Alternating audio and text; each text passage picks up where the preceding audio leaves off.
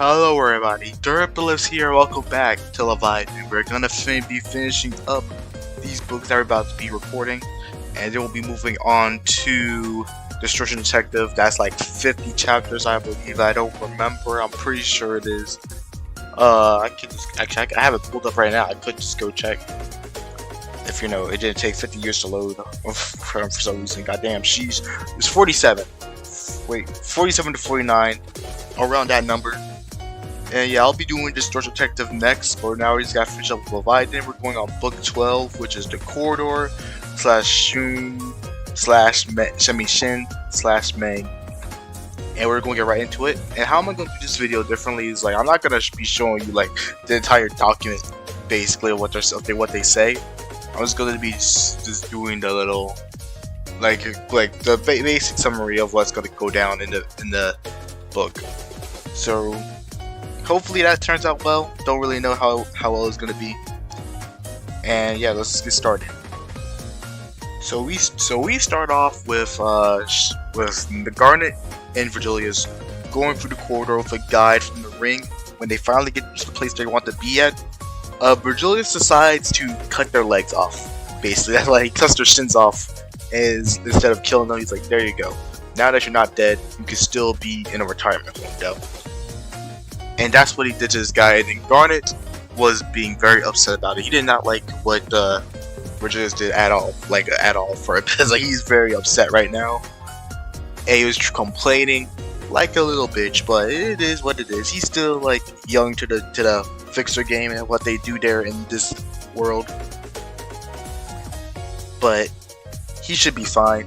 Vergilius then talks to Garnet, and he's like, Garnet, you can't just be all sentimental about who you kill, who you made, who you hurt in this life, because people are gonna see that and they're gonna take advantage of it. So you gotta get back up and make sure you're always on top.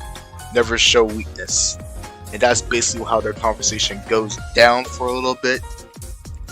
They then show up to a branching path, which is a little bit of a crossroads in a T formation.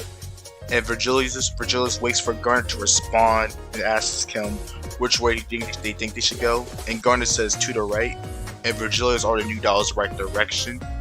And he compliments Garnet about being able to sense out like the situation of where you're supposed to go, being observant, being observational bullshit, being able to see what's going on and act accordingly.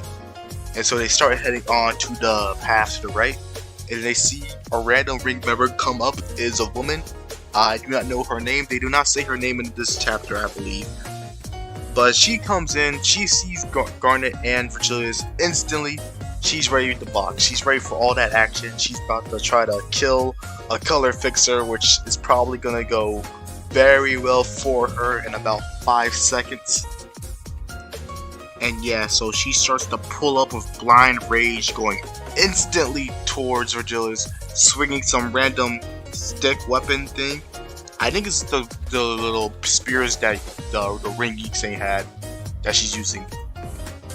But it's very bendy. It's a very bendy spear weapon. She's pissed off to all hell. She's swinging randomly at Vergilius. Vergilius is just looking at her, dodging her attacks, blocking them, and then eventually gives her a gut check for punch. Now, I'm not gonna say it. Actually, I am gonna say it. This man Vergilius is a woman beater. Not gonna lie, this is the second time we've seen him beat a woman. Third time. This is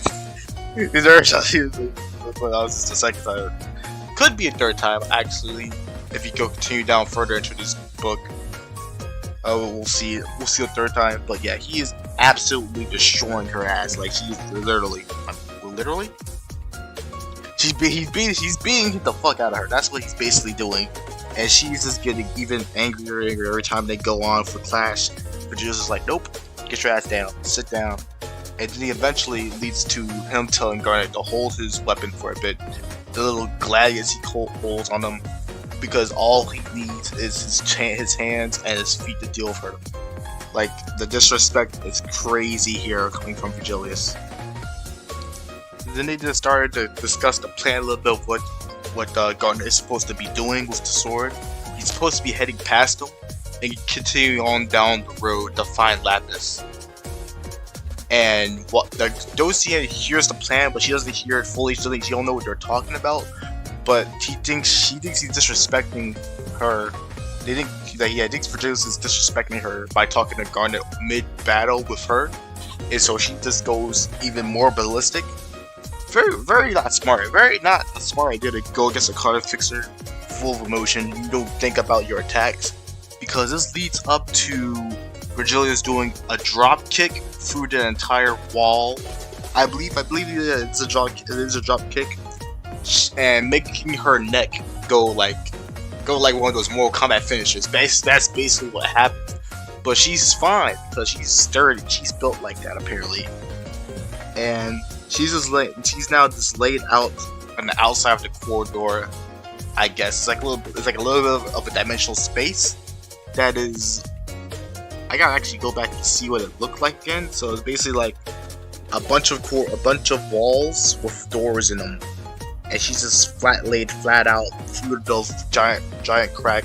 Vergilius goes into the crack too and stares her down from the ledge, and then she starts getting all giddy and shit for some reason. So they start talking. She says that she knows how this corridor works. She basically knows this is my home field, this is my domain expansion. She knows how to avoid death in this place, and Vergilius does not. And Vergilius does not seem to give one fuck about that. He's like, I guess so. And let me see if he says this correctly. She says, if you know what kind of place this is, then you should know there was a huge mistake to walk into this hall against her. And then Vergilius is like, well, I can't say it if it was, but it sounds like something that I heard before. And yeah, that's basically how the conversation is going. Still talking shit too. God damn, I was like, she's talking a lot of shit for some reason to this random. I'm pretty sure it's a docent person. And she gets back up, and she's getting ready to brawl once again. So she tries to lunge at Vergilius one more time with her strength, but that turns out to be a very bad idea because Vergilius was predicting that she was going to do this, and she didn't have enough space to do it. And you want to know what happens next? Another punch into the gut. Vergilius is not playing around. He likes beating the fuck out of her for some reason. He could have ended this long ago with that Gladius, because Garnet has his own weapon. He has a sword. Don't know why he gave it to him yet. But yeah, she gets punched in the stomach, and then she starts falling down to the bottom of the corridor. And what I'm trying to understand here is like Vergilius is just staring at her ass. She's literally just on the fucking edge, hanging for dear life. She's basically done. She's over. She's bozoed. And now Vergilius is about to do something pretty fucking funny. He's using a little bit more power. Like, I don't think he really needed to go all out with this attack, but he starts to use Shin. And what Shin is basically those rings. I don't know if this company explained it yet in the game. I don't think so. We just see what it looks like. So basically, he puts rings around his legs, which is a little light rings we've seen around the Indigo Elder's bow, crossbow, shotgun thing. And Vergilius uses it in the battle against the Particula and the dozens of copies of the other worlds of Heathcliff Bentu. We also see the wolf, or whatever those people at the start of the game used before as well. We also see it in. Do we see it there? Does he actually use it? Hold on, let me go check actually. Let me go check that real quick. We also see Damien use this too against Cromer in Chapter 2. She obliterates half her body instantly with that little light sharp attack that he uses. And that's basically what Shin is, and how it's manifested is you use your emotions and trauma of everything you've done before, like your memories, your trauma, your fears, and your hopes and dreams. Like every sort of power, as it manifests into basically this like hockey-like stake. Hockey? Like, I guess hockey is like the right term. It's basically like hockey. You got the rings on, they activate, and the more rings you have, the more powerful it'll be. And so we go around here. I'm pretty sure the rings are called Mang, if I recall.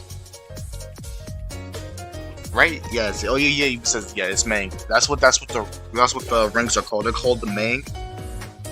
And so he gets ready and he jumps down with two of the Mang on his foot, and literally, oh my god, it's horrible. It's horrible. It's a horrible sight right here. He blows her back out, basically. He blows her back out. That's basically what happened. She is finished, cooked, while Lolly, she's getting sent to hell again. Like, I guess you could tell this like super hell is worse than the city, I'm pretty sure. And she gets sent all the way down to the Shadow Realm. Rip Bozo. We never hear her ever again. And that was basically the chapter. And he goes around away. She goes around and leaves. I guess we don't know yet. Gotta go to chapter 13. I think I'm gonna do that later because they had to do a lot of cuts and edits in this video, so it's probably gonna be shorter.